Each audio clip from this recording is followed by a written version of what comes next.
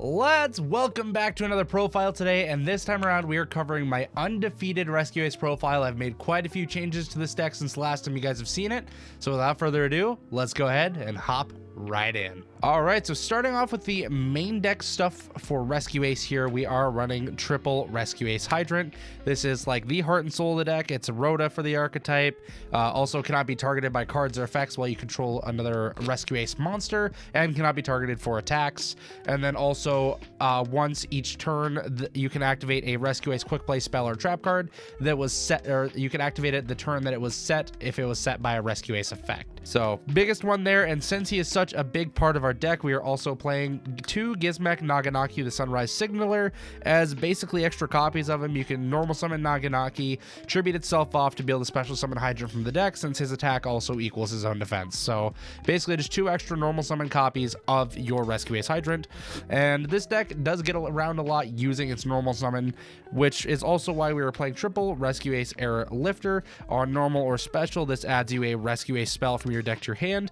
This is pretty much always going to be the field spell. It's just like one of the best ones. You can always get your quick plays off of other stuff.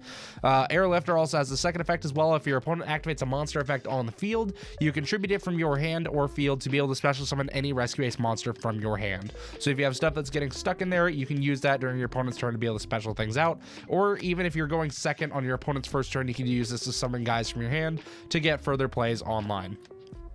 Comboing off, similar to Air Lifter, we have 2 copies of Rescue Ace Impulse. His first effect is pretty much useless to be able to prevent anybody from activating the monster on field with the highest attack points. That really doesn't come up a whole lot. There might be a scenario or two in which case it might, but for the most part, it usually doesn't. The second effect is the most important part. When your opponent activates a monster effect on field, you contribute this guy from your hand or field to special summon any Rescue Ace machine from your deck. So this allows you to just get into a lot of your combo enablers and your play starters to get your engine going. For the bigger Rescue Ace monsters, we are playing 1 Rescue Ace Fire Attacker. When a Rescue Ace is normal or special summon, you can special summon this from your hand. And then if your opponent draws a card while he's on the field or adds a card from their deck to their hand, you can draw 2 cards, discard 1. So just free way to kind of cycle through your deck, get some extra cards in your hand. Also an extra body on field. Next up, 2 copies of Rescue Ace Fire Engine. Same summoning effect as Fire Attacker. If a Rescue Ace is normal or special, you can special this from your hand.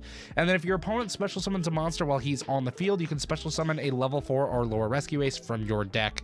Well, from your hand, deck, or graveyard. So you can do any of the 3 first targets. You can summon any of those out from the deck to be able to get free stuff going. Next up is 2 Rescue Ace Turbulence. This is your big guy of the deck. This is basically your boss monster that also allows you to, when he's on the field, you can set up to 4 Rescue Ace quick play spells and or normal traps with different names from your deck to your field. So he's just immediately a +4 if you still have all names in deck, which is just incredible. It sets you up with a lot of amazing plays. He also has a couple other effects as summoning ability, allows you to banish 2 Rescue Ace cards from your graveyard to special summon him, which is just insane because there's so many Rescue Ace cards in the deck that it's perfectly fine to do that. And then the other effect that doesn't really come up a whole lot, but it definitely could in certain game states, if another card you control is destroyed by your opponent's card effect, you can destroy 1 card on the field. Non-targeting destruction removal, that's just like retaliating against your opponent, which is pretty cool. Now for the non-engine, we are running 3 Ash Blossom and Joyous Spring. It's a fire monster, so super easy to be able to use and synergize in this deck, and it's just really good in the format right now. There's a lot of decks that this hits and does effect, so that is really, really good. Next up, 2 Effect Veiler. I run this over Impermanence because of Fire Attacker. If you end up drawing into this during your opponent's turn, you can actually use it, whereas with Imperm, you're going to have stuff on board, especially if you're getting it off of a Fire Attacker, so then that Imperm is going to be dead until your turn, where you can set it and then wait another turn to be able to activate it. So Veiler is just a much faster Imperm for this deck if you end up drawing into it. And next up, this one's kind of the meme, does a lot of funny things, and that is Heavenly Zephyr Miradora. I am also running this guy because of the fact that it's just an extra extender for the deck. So Miradora, he allows you to, when your opponent special summons a monster from the extra deck with 2,000 or more attack, you can special summon him from your hand. The activation and effects of him cannot be negated, so that's really cool right there. And then when he is special summoned from the hand, you can target 1 monster your opponent controls that was special summoned from the extra deck. Neither player can activate that monster's effects while he is on field. There's a lot of weird situations which this comes up, and it's kind of a weird one to be able to get out and use its effect on, but I thought it was just hilarious, and it did come up a couple of times, which was pretty funny. And then lastly for the monsters here, triple parallel Exceed. This was honestly the MVP of locals. The Rescue Ace stuff on its own is pretty solid, but once we get to the extra deck, you'll see why parallel Exceed is just so insane in this deck and how it pretty much carried me through the entire tournament to be undefeated with this deck. So that's it for the monsters. Let's go ahead and hit these spells and traps. All right, for the spells and traps, actually not as big as the rest of the deck here, which is totally fine. We are running 3 Rescue Ace HQ. This is basically the part of the heart and soul of your deck. There's 3 cards that your deck essentially revolves around. That is HQ, Hydrant, and Turbulence. Basically, you get these 3 cards, and you just have everything that you need for this deck. And technically, really all you need is just Hydrant and HQ, because Hydrant can search you the Turbulence. And of course, there's many different variations of it. Of course, you can open up like Hydrant and Hoister gets you there. There's a ton of different ways. So those are basically those are the key points of your deck, because with this, you get your 4 back row, which gets your engine online to start doing a lot of crazy things. HQ, what it does, while your opponent controls a monster, your Rescue Ace monsters get 500 attack and defense, which isn't the biggest buff ever, but it definitely helps a lot to be able to kind of slap in and do some OTK, or at least find like an OTK line and get over some of the bigger threats of the format. And then as well, during your main phase, you get an additional Rescue Ace normal summon, so that really helps you get your plan on right there. If you Hoister, search this, you can activate this, and then summon a Hydrant if you also have it in hand. So then you already have 2 bodies on field, you have a Hydrant to be able to search your Turbulence, and you already have 2 cards to be able to put into your graveyard to then banish to summon Turbulence, which is just awesome. And then the final effect of this is you can target 4 of your Rescue Ace cards that are banished and are in your graveyard to shuffle them into the deck to draw a card. The biggest part is being able to shuffle your resources back, but the extra draw is really nice. Being able to get that +1 basically every turn is just phenomenal. This card is perfect for the deck. I would not recommend it at any less than 3, but there are certain matchups where you could at least consider siding one out. I am not actually playing the terraforming with this because we already have essentially 6 copies of it. More so if you're actually playing on turn 2 and you're able to get stuff off on your opponent's turn when they're going first. There are so many ways to be able to get into this card, but the best case scenario is just drawing it, in all honesty. And then lastly, for the Rescue Ace cards, the only other 2 spells that we have for it is going to be Alert and Rescue. Alert adds a Rescue Ace monster from your graveyard to your hand. These all have alternate conditions where if you have Hydrant on the field, they get different effects, and then they're all treated as Rescue Ace cards. So Alert allows you to add a Rescue Ace from your graveyard to your hand, or if you control Hydrant, you can add a Rescue Ace from your deck to your hand, which is just phenomenal. And then Rescue, you can special summon a Rescue Ace from your graveyard, or if you control Hydrant, you can target a monster in your opponent's graveyard to summon instead. So Rescue can end up being a disruption if you have Hydrant, at least kind of in a way that also nets you a body. And Alert is just really good at either being able to set back up for your next turn or to be able to search for follow-up or extenders, whatever. Both really good cards. Of course, thanks to Turbulence, you only need to run both of them at 1, which is just fantastic. You kind of don't want to draw these, really. All right, for the rest of the spells here, we are running triple Pot of Prosperity for that consistency. Your plan is to go turn 1, but of course, if you go turn 2, it's not the end of the world.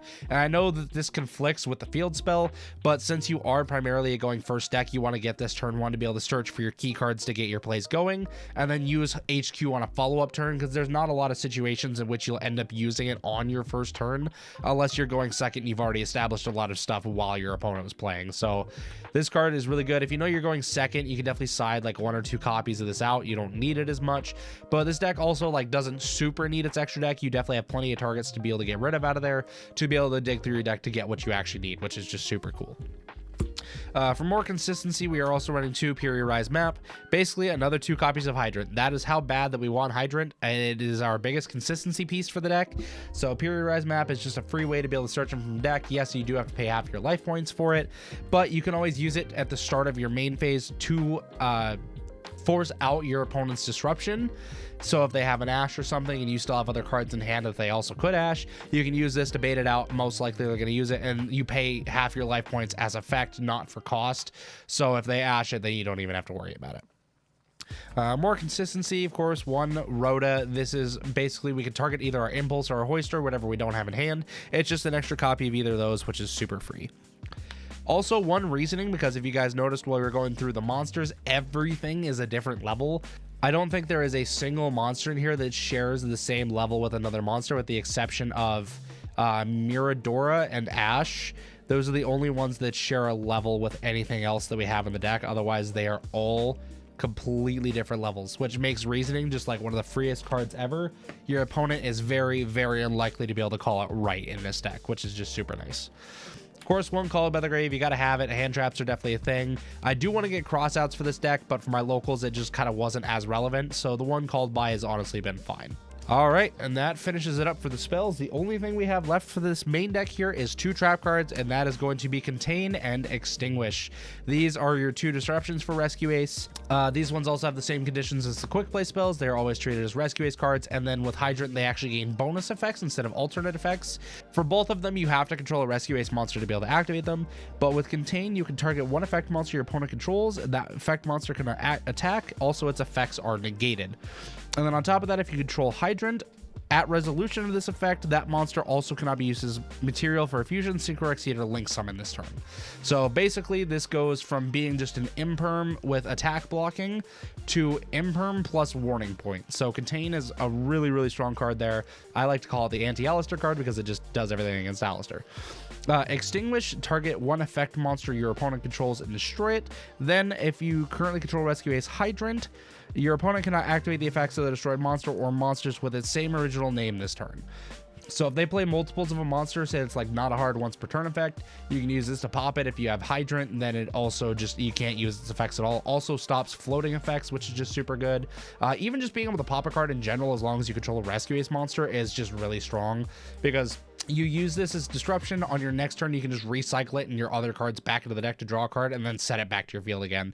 This is just, it just goes mad plus. This entire engine is just insane in terms of advantage. All right, now onto the extra deck.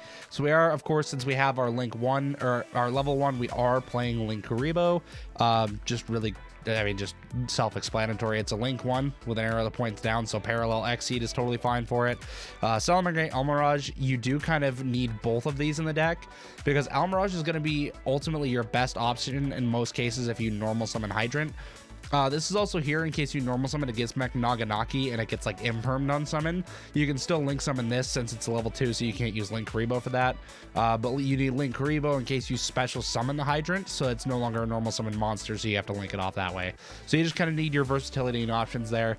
And then, of course, is just a going second option, because people misplay around it all the time, is going to be the Relinquished Anima. Just being able to steal one of your opponent's monsters, get a big guy off of it, just really nice. It's super free.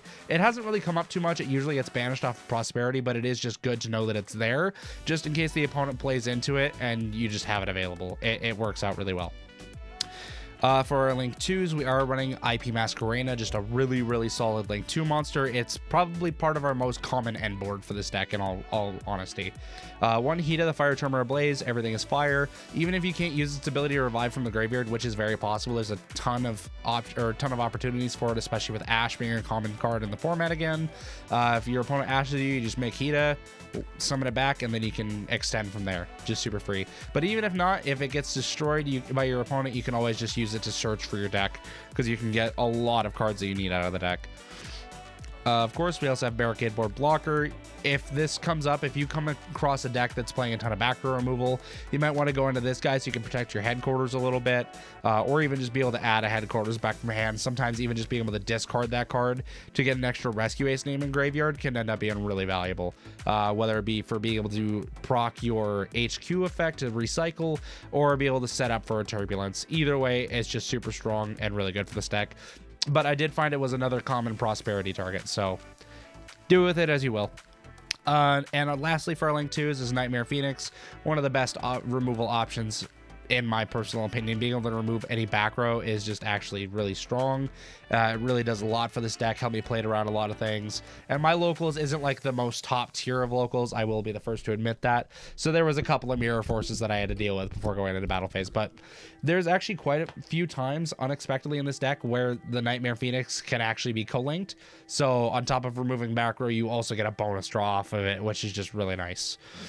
Same thing goes for our first Link 3, Nightmare Unicorn. Just a really, really strong removal option. Nightmare Cerberus, I did kind of miss in this a little bit. I did order one. It just hasn't shown up yet, so this is what I ended up playing at locals. But Nightmare Unicorn just being a super strong card was absolutely fantastic, especially with IP. It was just really strong.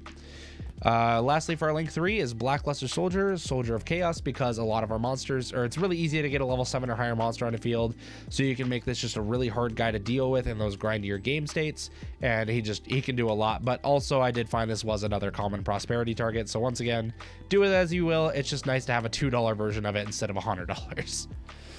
All right, starting with link 4s, we have one Topologic Bomber Dragon. This was purely just there for the toolbox engine, because if you end on this and you have like impulse or ways to summon from hand, then you can just use it to be able to board wipe your opponent unexpectedly and be able to kind of keep them off of stuff. Of course, the Flame Wingman effect for Topologic is also really funny. This was unfortunately another very common prosperity target, but it is there in the event that you need it. This can help with breaking boards and potentially OTKing in certain cases, so it is a good card. One Apollosa, Bow of the Goddess, really strong link 4. There was quite a few times that I made this and it came up, especially when somebody tried to Raigeki my board while I had IP on field. So I just IP'd into a 3-mat Apollosa. I ended on IP a rank 4 in Turbulence. So when he Raigeki'd, I just went into this, couldn't get destroyed by it, and then I was able to flip up my Rescue Ace. I believe I flipped up Rescue to summon Turbulence back from Graveyard so that the rest of my back row was online again. So it ended up really not affecting the board state too much. I still ended up winning that one. It was super clutch. Of course, one Access Code. It's really hard to play a deck without him nowadays. He's just such an OTK board breaker machine that it's really hard to go without him. I mean, going Unicorn into Access is just like insane for board breaking potential. You can get rid of so much stuff so easily and then be able to attack in for a lot of damage. Access Code is a 53 body plus Turbulence is usually game. And then last for the links here is going to be the White Woman Jump Scare Underworld Goddess of the Closed World. Just super strong card. I did have this card come up exactly once, but I know that there could be a lot more scenarios where this was relevant. I knew what the other people at locals were playing, and I did know that there was at least one other matchup where this would have been super relevant, so I was very glad to have been running it. It was just really nice to have. All right, that's it for the links. The last 2 cards of our extra deck here, we are running one number 41 Baguska, the Terribly Tired Taper. This guy was the clutch. This was the MVP of the locals.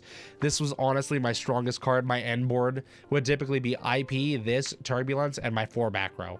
Like that pretty much basically the Rescue Ace back row on its own is pretty strong. But being paired up with a Baguska is just absolutely insane. There's a lot of decks that I played against that just weren't able to deal with it.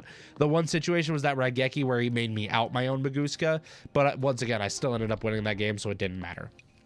And then lastly, to pair with the Baguska, I actually didn't have this guy come up once. He should have been a prosperity target more often, but I thought I was going to need him a lot more, is of course the AA Zeus Divine Thunder.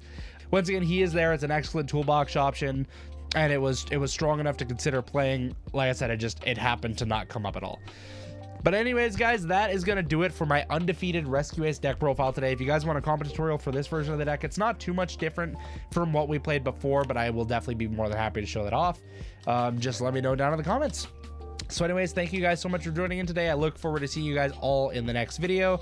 And remember, good fun. Have luck.